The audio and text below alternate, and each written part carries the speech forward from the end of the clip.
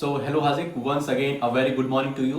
Welcome to our social science class, जिसमें हम लोग डिस्कस कर रहे हैं अपना chapter the beginning of the struggle. तो कल हम लोगों ने देखा कि किस तरीके से इंडिया में बहुत सारी गलत रिचुअल्स चल रहे थे, गलत रीतियां चल रही थीं, जैसे सती प्रथा हो गया, चाइल्ड मैरिज हो गया और सोशल डिस्क्रिमिनेशन हो गया। इस तरीके से बहुत सारी चीज़ें गलत चल रही थीं जो इंडिया को डेवलप नहीं होने दे रही थी। तो इंडिया के ही कई सारे लीडर्स, रिफॉर्मर्स, जो सोशल रिफॉर्मर्स थे, राजा राम मोहन राय हो गए, ईश्वर चंद्र विद्यासागर हो गए, तो इन लोगों ने क्या किया कि इन जो बुराइयां हैं इनको धीरे धीरे करके दूर किया। और उसके बाद उनको लगा कि अंग्रेजों से बाद में लड़ेंगे, पहले हमें इन बुराइयों से लड़ना है, इन बुराइयों को दूर भगाना है अपने देश से। ठीक है। उसके बाद हम लोगों ने पढ़ा लाल बाल पाल के बारे में। लाल मीन्स लाल लाजपत राय, बाल मीन्स बाल गंगाधर तिलक और पाल मतलब बिपिन चंद्र पाल। तो इन लोगों का कंट्रीब्यूशन कल हम लोगों ने देखा कि किस तरीके से बाल गंगाधर तिलक ने अपने दो पेपर निकाले थे। उनके दो पेपर चलते थे, मराठा और केसरी नाम से, जिसमें वो अंग्रेजों की क्या करते थे, जम के बुराइयां करते थे। अंग्रेजों की जो यहाँ पे असलियत थी, जो इंडिया में जिस तरीके से क्रूर मतलब बहुत ही क्रूयल रूप से रूल कर रहे थे, उसको उस पर उन्होंने लिखा, जिससे अंग्रेजों की काफी बदनामी हो रही थी। ठीक है, अंग्रेजों के राज खुल रहे थे, तो इससे बार बार बाल गंगाधर तिलक को बहुत सारी पनिशमेंट भी झेलनी पड़ी। इसके आगे का टॉपिक आज हम लोग इस वीडियो में कवर करेंगे। आज इस चैप्टर को भी खत्म करेंगे, इसलिए फुल कंसंट्रेशन के साथ वीडियो को देखते हैं। तो चलते हैं अपने चैप्टर की तरफ।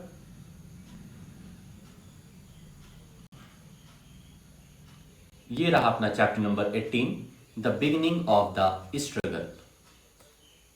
ठीक है। आज हम लोग जो रिमेनिंग तीन टॉपिक हैं, divide and rule, the swadeshi movement, the revolutionaries, ये तीन टॉपिक आज कवर करने चल रहे हैं हम लोग। तो सबसे पहले आता है divide and rule. Divide and rule का क्या मतलब होता है कि बांटो और राज करो। बांटो और राज करो, किसको डिवाइड करना है? तो अंग्रेजों का ये एक पॉलिसी हुआ करती थी कि पूरे के पूरे भारतीयों को, पूरे के पूरे जो भारत में रहने वाले लोग हैं, उनको डिवाइड कर दो, उनको आपस में ही लड़ा दो और इन पर क्या करो, राज करो, इन पर रूल करो। तो ये उनकी पॉलिसी थी। With the passage of time the Congress With the passage of time, the Congress gained strength and the people from all walks of life supported it. कल हम लोगों ने देखा था कि इंडियन नेशनल कांग्रेस का जन्म हुआ। ठीक है, इंडियन नेशनल कांग्रेस का जन्म हुआ A.O. ह्यूम द्वारा। ठीक है, और उसके बाद बहुत सारे leaders all over the India के दिसंबर में मिलते थे। हर साल के दिसंबर में एक डेट निश्चित कर लेते थे, उसमें मिलते थे और आपस में डिस्कशन करते थे किस तरीके से अपने देश के लोगों को न्याय दिलाया जाए, देश के लोगों को इज्जत दिलाई जाए। ठीक है, उन पर अत्याचार ना हो। तो ये सब बातें होती थी और धीरे धीरे करके जैसे समय बीतता गया, कांग्रेस और भी कांग्रेस पार्टी क्या है, वो और भी ज्यादा मजबूत होती गई। ठीक है, और जितने भी लोग थे, जितने भी थे, ऑल वॉक्स ऑफ लाइफ का मतलब हो गया, चाहे वो बूढ़े थे वो भी सपोर्ट कर रहे थे कांग्रेस को, जवान थे या फिर अभी बच्चे थे, वो सब लोग सपोर्ट कर रहे थे कांग्रेस को। ठीक है, उस समय सिर्फ एक ही पार्टी हुआ करती थी इंडिया में, वो थी कांग्रेस। तो सभी के सभी उसको सपोर्ट करते थे और चाहते थे कि ये ज्यादा से ज्यादा मजबूत हो और देश को आजादी दिलाए। The British began to panic. अब ब्रिटिश क्या हो रहे हैं, पैनिक हो रहे हैं, देख रहे हैं कि अरे भाई साहब, कांग्रेस तो बहुत मजबूत होती जा रही है, इसको बहुत सपोर्ट मिल रहा है। तो जो अंग्रेज थे वो पैनिक होने लगे, घबराने लगे। They use the policy of divide and rule to weaken the freedom movement. तो उन्होंने अपना दिमाग लगाया और सोचा कि अगर हम इन लोगों को आपस में लड़ा दें तो क्या होगा, मजा आ जाएगा। ऐसा अंग्रेजों ने सोचा, क्योंकि अपने यहां इंडिया में अलग अलग कल्चर के लोग, अलग अलग रिलीजन के लोग, अलग अलग कास्ट के लोग रहते थे। तो उन्होंने सोचा कि ये लोग कुछ थोड़ा बहुत क्या है, एक दूसरे से अलग हैं। तो अगर इसी बेसिस पे इनको लड़ा दिया जाए तो थोड़ा सा जो इनका संगठन है, इनका जो ग्रुप है, वो क्या होगा, वो थोड़ा सा मजबूती उसमें कम आएगी, थोड़ा सा वो कमजोर हो जाएगा। ऐसा वो लोग सोचे। They plan to divide Bengal into two parts on the basis of Hindu and Muslim majority. वो लोग बंगाल को डिवाइड करना चाह रहे थे। बंगाल जो वेस्ट बंगाल है अपना और बांग्लादेश पहले एक ही था, तो उसको क्या कर रहे थे, दो पार्ट में डिवाइड करना चाह रहे थे कि एक में मुस्लिम रहेंगे और एक में हिंदू रहेंगे। ठीक है, वो दिमाग लगा रहे थे कि हिंदू मुस्लिम में इस वजह से क्या होगा, लड़ाई झगड़ा हो जाएगा, दंगा फैल जाएगा और फिर कांग्रेस क्या हो जाएगी, वो कमजोर हो जाएगी। तो ये लोग जो आजादी के लिए चिल्ला रहे हैं, फिर ये एक दूसरे के खून के प्यासे हो जाएंगे, लड़ मरेंगे। They wanted to set Hindus against Muslim, Hindu और मुस्लिम में लड़ाई करवाना चाह रहे थे। So in 1905 the partition of Bengal was announced, और 1905 में ये उस काम में सक्सेस हो गए ब्रिटिशर्स, और 1905 में बंगाल का पार्टीशन हो गया, वेस्ट बंगाल और Bangladesh. People all over the India oppose this decision, जितने भी इंडिया के पीपल थे इस डिसीजन को अपोज कर रहे थे कि भाई साहब ये बहुत ही गलत हो रहा है। लेकिन कुछ उन्मादी लोग थे, कुछ मतलब ये मतलब उनके दिमाग में ये भर गया कि हाँ हिंदू मुस्लिम एक दूसरे के दुश्मन है, ये उनके दिमाग में भर गया। और फिर क्या हुआ, पार्टीशन हो गया, सक्सेस मिल गई किसको, ब्रिटिशर्स को, और भारत इसमें क्या हो गया, फेल हो गया, अपने पूरे देश को यूनाइट करने में फेल हो गया। आगे चलते हैं, समझ में आ गया डिवाइड एंड रूल का ब्रिटिशर्स से क्या मतलब था। ब्रिटिशर्स का मानना था कि यहाँ पे अलग कल्चर, अलग रिलीजन, अलग कास्ट के लोग जो रह रहे हैं, इनको आपस में क्या करा दो, लड़ाई झगड़ा करवा दो, और लड़ाई झगड़ा कराने के बाद इन पर रूल करना बहुत ही आसान हो जाएगा। चलते हैं आगे। द स्वदेशी मूवमेंट, मतलब स्वदेशी मतलब अपना चीज यूज करना। एक होता है विदेशी, विदेशी मतलब दूसरे देश का सामान यदि हम यूज करते हैं, कहते हैं विदेशी कपड़ा है ये विदेशी जहाज है। लेकिन स्वदेशी मतलब अपने देश का। The swadeshi movement was started to end the partition of Bengal. Swadeshi movement जो स्टार्ट हुआ था, वो शुरुआत तो हुआ था कि बंगाल का जो पार्टीशन है उसको खत्म किया जाए, बंगाल का पार्टीशन ना हो, इस वजह से स्वदेशी मूवमेंट चला था। लेकिन उसमें सक्सेस नहीं हो पाया, तो स्वदेशी मूवमेंट ने और भी बहुत कुछ काम किए। But soon it became a powerful instrument of the freedom struggle. और धीरे धीरे देखा जा रहा था कि स्वदेशी मूवमेंट जो है ये बहुत ही इंपॉर्टेंट इंस्ट्रूमेंट हो गया, पावरफुल इंस्ट्रूमेंट हो गया इन विदेशियों से लड़ने के लिए, इन अंग्रेजों से लड़ने के लिए। During the movement many people boycotted British goods. और इस मूवमेंट में क्या हुआ कि हिंदुस्तान के लोग जितने भी थे, सब के सब ब्रिटिश के जितने भी सामान आते थे, ब्रिटिशर्स के जो भी सामान यहाँ बिकने आते थे, उनको बाइकॉट करना शुरू कर दिया। जैसे चलता नहीं है बाइकॉट चाइना, चाइना के जो सामान आ रहे हैं उनको हम नहीं खरीदेंगे, क्योंकि चाइना हम पर क्या करता है, बहुत सारे मतलब दिक्कत प्रोड्यूस कर रहा है, पाकिस्तान को हेल्प कर रहा है, तो इसलिए बीच बीच में बायकॉट चाइना का मूवमेंट चलता है। तो उसी तरीके से उस समय बायकॉट ब्रिटिश गुड का मूवमेंट चला था कि ब्रिटिश जो भी सामान यहां बेचेंगे उनको हम नहीं खरीदेंगे। A large number of people took a vow to use Indian goods only। यहां पे वो लिखा है, वाव नहीं लिखा है, VOW। वो मतलब होता है कसम खाना, शपथ लेना कि आज से हम सिर्फ और सिर्फ इंडिया के सामान यूज करेंगे, जो भी इंडिया में बनेगा उसी को यूज करेंगे, कोई भी ऐसा सामान यूज नहीं करेंगे जो ब्रिटिश ने बनाया है। Eight many places British clothes वर बर्न्ड। और बहुत जगह जो ब्रिटिश के क्लोथ लोग पहनते थे उनको जला दिए और कहे कि अब से हम भारत के ही कपड़े पहनेंगे।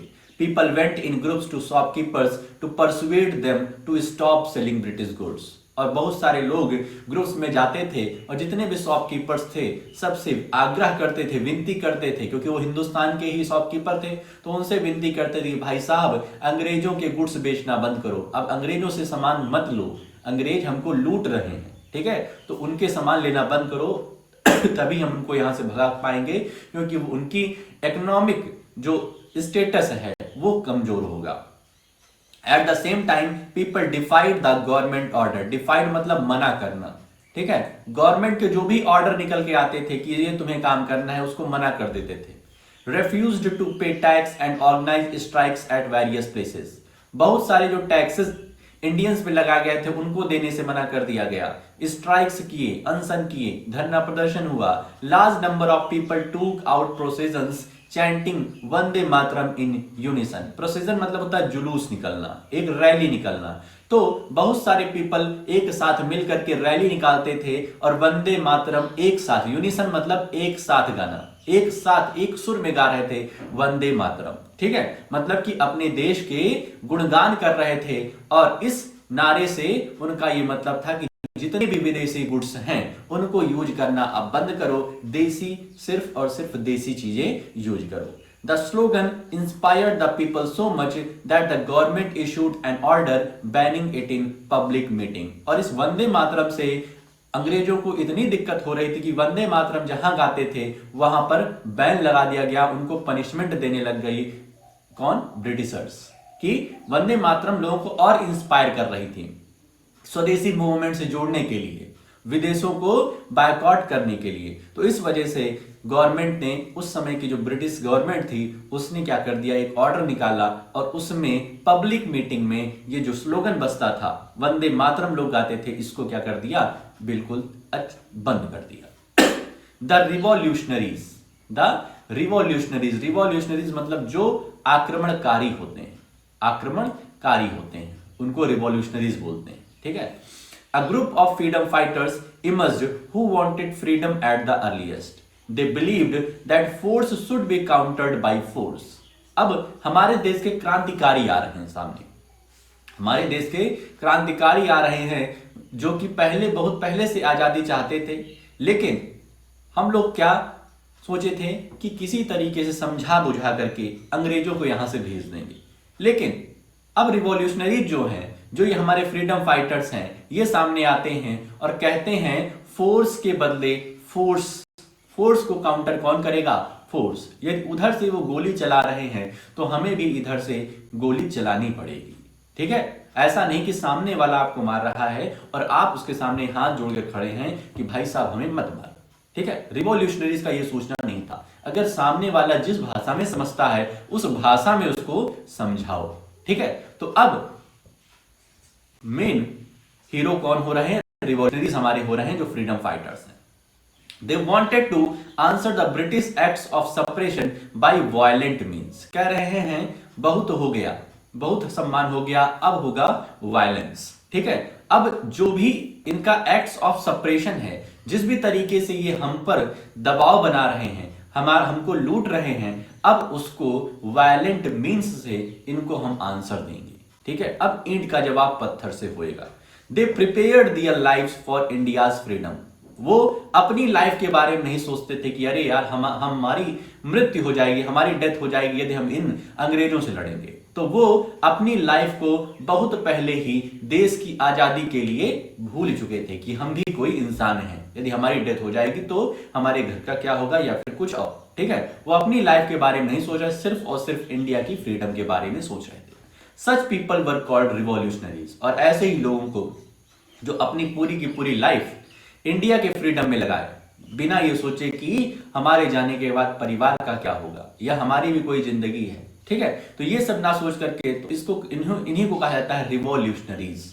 सम prominent revolutionaries were Bhagat Singh, Chandrashekhar Azad, Khudiram Bose, Ram Prasad Bismil, Ashfaq Ullah, Veer Savarkar, Jatin Das, Sukhdev and BK Dutt.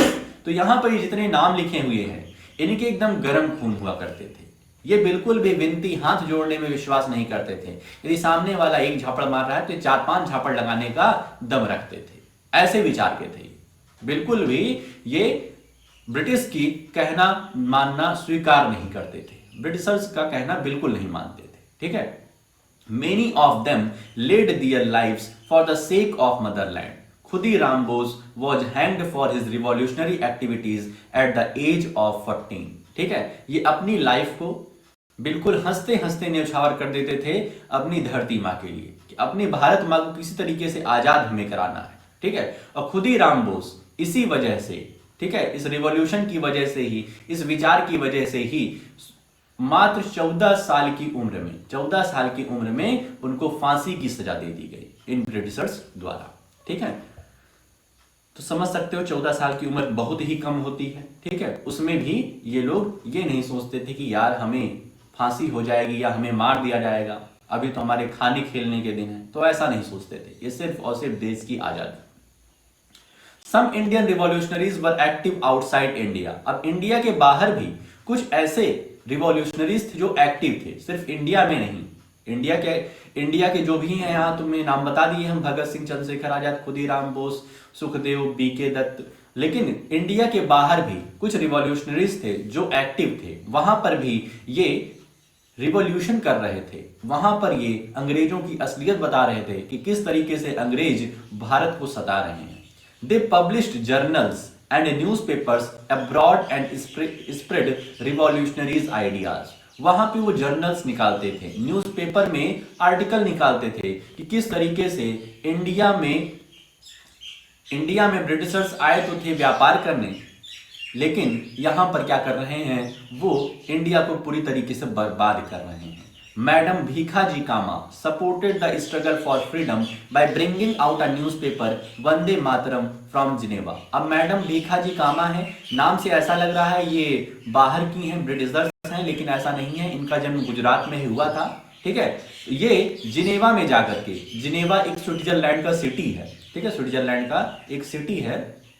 तो जिनेवा में जाकर के वंदे मातरम नाम का एक न्यूज़पेपर निकालती हैं और उसमें उनमें ब्रिटिश की क्या करती हैं, जो काली सच्चाई है उसमें वहां को लिखती हैं और वहां के लोगों को भी, ठीक है, मतलब ऑल ओवर द वर्ल्ड से इंग्लैंड ब्रिटिश पर प्रेशर बनाने का काम चल रहा था कि इंडिया से तो प्रेशर बन ही रहा है उन पर, लेकिन आउटसाइड जो वर्ल्ड के और भी कंट्री हैं वहां पर जाकर के इंडियंस ब्रिटिशर्स किया करते थे, बहुत ही बेइज्जती करते थे कि किस तरीके से ये इंडिया में काम कर रहे हैं, किस ब्रुटल तरीके से। Narendra Nath Chattopadhyay meet an organisation in Berlin to support the freedom struggle. अब देखो नरेंद्र नाथ चट्टोपाध्याय कहां पहुंच गए, बर्लिन में। वहां पर जाकर के फ्रीडम स्ट्रगल, जो अपने देश की आजादी की लड़ाई है, उसमें लोगों का सपोर्ट मांग रहे हैं। राजा Mahendra Pratap and Maulana Barkatullah guided the movement from Kabul. अब काबुल अफगानिस्तान का एरिया था, ठीक है, वहां से राजा महेंद्र प्रताप और मौलाना बरकतुल्ला वहां से लोगों को एकजुट कर रहे हैं कि हमें इन ब्रिटिशर्स के खिलाफ लड़ाई करनी है, क्योंकि ब्रिटिशर्स बहुत गलत तरीके से रूल कर रहे हैं इंडिया में। Some Indian Punjabis from the Ghadar Party under the leadership of Lala Hardayal in North America to help the Indian revolutionaries. अब जो इंडियन पंजाबीज हैं, पंजाब के रहने वाले लोग हैं, वो गदर पार्टी ऑर्गेनाइज करते हैं, ठीक है, गदर पार्टी ऑर्गेनाइज करते हैं और इसमें लोगों को जोड़ते हैं। लाला हरदयाल इसके लीडर रहते हैं, जिससे कि इंडिया की आजादी जल्द से जल्द हो सके। तो ये लोग थे रिवॉल्यूशनरीज, ठीक है, कि इंडिया की आन बान शान के लिए अपने आप को न्यौछावर करने के लिए तैयार थे, ठीक है, अपनी जान हंसते हंसते देने को तैयार थे। चंद्रशेखर आजाद ने क्या किया, form the Hindustan socialist republican association. ये भी एक पार्टी बनाते हैं Chandrashekhar Azad, Hindustan socialist republican association. Bhagat Singh, Sukhdev and Rajguru were executed in Lahore conspiracy case. Lahore में एक कॉन्स्पिरेसी केस होता है जिसमें एक अंग्रेजों के सामान उसमें एक ट्रेन में जा रहे थे, तो पूरे की पूरी ट्रेन को भगत सिंह, सुखदेव, राजगुरु ये सब क्या करते हैं, उसको लूट लेते हैं, ठीक है, उनके सामान को लूट लेते हैं, क्योंकि जब उनकी इकोनॉमी नीचे गिरेगी तभी वो यहां से भागेंगे। जब वो एकदम निर्धन हो जाएंगे, एकदम पुअर हो जाएंगे, तभी यहां से भागेंगे, ठीक है। तो भगत सिंह, सुखदेव लाहौर कॉन्स्पिरेसी केस में चंद्रशेखर आजाद ने इनको वहां पे डिप्लॉयड किया था, एग्जीक्यूट किया था कि आप जाकर के ऐसा काम करिए। उसके बाद Chandrashekhar Azad was killed in 1931, ठीक है। यहां पे थोड़ा सा गलत लिखा हुआ है कि चंद्रशेखर आजाद को मारा गया था, ऐसा बात नहीं है। चंद्रशेखर आजाद ने अपने आप को मार लिया था, ठीक है, क्योंकि उनका एक शपथ था कि मैं जीते जी अंग्रेजों के हाथ नहीं आऊंगा। तो जो अपना ये चंद्रशेखर आजाद पार्क है सिविल लाइंस में, यहीं पर चंद्रशेखर आजाद ने, उनके बंदूक में सिर्फ एक ही गोली बची हुई थी, तो उनको लगा कि अंग्रेजों के जो ये अंग्रेज हैं, जो सैनिक हैं, ये बहुत ज्यादा हैं, यदि मैं मारूंगा तो एक ही मरेगा। तो इसलिए उन्होंने सोचा कि मैं अपनी जान खुद ले लूंगा, मैं जीते जी इनके हाथ नहीं आना चाहता। तो इस वजह से यहां पर थोड़ा सा गलत लिखा है, Chandrashekhar Azad was killed by himself, यहां पर लिखना चाहिए था बाई हिमसेल्फ, वो अपने आप को मार लिए थे, बाई हिमसेल्फ इन 1931, ठीक बात। The British tried to pacify the Indians. अब ब्रिटिश जो है वो जब इतने सारे मूवमेंट चल रहे थे, इतने ज्यादा रिवोल्यूशन चल रहे थे, तो किसी तरीके से इंडियन को शांत करना चाह रही थी। पेसिफाई मींस शांत करना। They announced some reforms in the administration of India. अब अंग्रेज जो हैं बहुत ही दिमाग वाले थे, स्ट्रेटेजी बहुत तगड़ी लगाते थे इंडिया को फूल बनाने के लिए, इंडिया को मूर्ख बनाने के लिए। तो उन्होंने सोचा कि अब कुछ कुछ एडमिनिस्ट्रेशन में, यहां की जो न्याय प्रणाली है उसमें हमें क्या करना पड़ेगा, कुछ चेंजेस करने पड़ेंगे। They decided to get some Indians elected by the people in the legislative assembly। जो legislative assembly है, जहां पे कानून वगैरह बनते हैं, जहां पे बड़े बड़े लोग बैठते थे, वहां पे कहा कि अच्छा ऐसी बात है, अब हम कुछ इंडियंस को यहां पे रखेंगे। ठीक है, तुम लोग बहुत कहते हो कि हम लोग रूल गलत बनाते हैं, हम लोग गलत तरीके से काम करते हैं, तो ऐसा है कि तुम लोगों में से कोई चुन के आएगा, वो यहां पर बैठेगा और अब वो भी हमारे साथ रूल बनाएगा इंडिया के लिए। But at the same time they continued the policy of divide and rule. ठीक है, मतलब एक रुपए की टॉफी दे करके ज्यादा काम करा लेना वाला काम किया इन्होंने, कि 1 रुपए की टॉफी दे दिया कि ऐसा है कि लेजिस्लेटिव असेंबली में अब तुम्हारे कुछ आदमी आकर के बैठेंगे, लेकिन उसके साथ ही ये डिवाइड एंड रूल का भी खेल खेलते रहे। ठीक है, कि इन लोगों को आपस में लड़ा दो और क्या करो, इन पर राज करो। इन द मीन टाइम, अब आगे चलते हैं। In the mean time the first world war broke out in 1914। और इसी बीच क्या होता है, 1914 में फर्स्ट वर्ल्ड वॉर हो जाता है। India help the British during this war, hoping that they would get freedom after the war from the British rule. British ने क्या कहा कि 1914 में वर्ल्ड वॉर हो गया है और ऐसा है कि तुम्हें हमारा साथ देना है। इंडियंस ने कहा ठीक है, हम साथ दे देंगे भाई, हमारे यहाँ लोग ज्यादा हैं, जनसंख्या ज्यादा है, साथ दे देंगे, लड़ाई करेंगे तुम्हारे साथ हम। ठीक है, लेकिन बात यह है कि लड़ाई के बाद जब हम लोग जीत जाएंगे, जब ब्रिटिशर्स जीत जाएंगे, तो ऐसा है कि हमको आजाद कर देना, ऐसा है कि फिर तुम इंग्लैंड चले जाना वापस। तो इन्होंने कहा ठीक है, हम जैसे ही जीतेंगे तुमको आजाद कर देंगे। तो सारे के सारे इंडियंस खुश हो गए कि ब्रिटिशर्स तो बहुत अच्छे हैं, चलो हम इनका थोड़ा सा साथ दे देते हैं, फिर ये हमको आजाद कर देंगे। बहुत बड़ा होप किए, आशा किए उनसे कि ये अब हमको आजाद कर देंगे। Many Indian soldiers lost their lives while fighting on behalf of the allies. Allies मतलब संगठन, एलाइज इंडिया, ब्रिटिश और इंडिया की एलाइज थी। तो बहुत सारे सोल्जर्स ने अपनी जिंदगी खो दी इस फर्स्ट वर्ल्ड वॉर में। As India was a part of the British Empire, the British government, however, taking advantage of the war, made very strict laws to maintain peace and order in India to suppress the freedom movement. First world war खत्म हुआ, अब India वाले सोच रहे थे कि अब तो हमको आज़ादी मिल जाएगी, लेकिन हुआ क्या, ब्रिटिश ने अपने जो रूल थे उनको और तगड़ा कर दिया, इंडियन को और सप्रेस करने लग गए, क्योंकि वॉर का एडवांटेज वो लिए। ठीक है, वो जीते और उसके बाद एडवांटेज लिए और भी स्ट्रिक्ट लॉज बनाए कि जिससे इंडिया में पीस बनी रहे, इंडिया एकदम शांत रहे, जो भी हम रूल कर रहे हैं इसमें इंडिया वाले कुछ भी ना बोल पाए। Under these circumstances Mohandas Karamchand Gandhi, who had returned to India from South Africa, gave a new turn to the freedom struggle. He led the freedom struggle for the next 3 decades.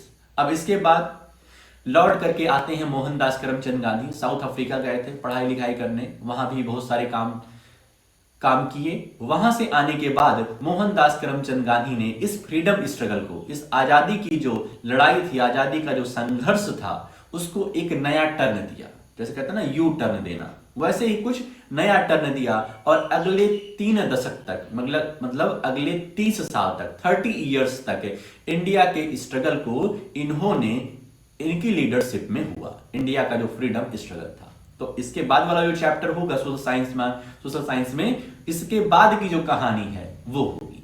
ठीक है, तो आई होप कि जितना भी हमने पढ़ाया है सब कुछ समझ में आया होगा, सब कुछ एकदम मजेदार लगा होगा। तो अब तुम्हारा काम क्या है कि एक बार अपनी बुक को उठाओ, जहां से आज पढ़ना शुरू किया है उसकी रीडिंग, एक्सप्लेनेशन की रिकॉर्डिंग कर लो, प्लस अगर कहीं कोई स्पेलिंग बोलनी नहीं आ रही है या फिर स्पेलिंग का मतलब नहीं समझ में आ रहा है तो उसको पेंसिल से अंडरलाइन करना, पेन से नहीं, पेंसिल से अंडरलाइन करना और शाम को हमसे पूछ लेना। ठीक है, तो आज के लिए अपने इस वीडियो में हम लोग इतना ही रखते हैं, मिलते हैं नेक्स्ट वीडियो में। ओके।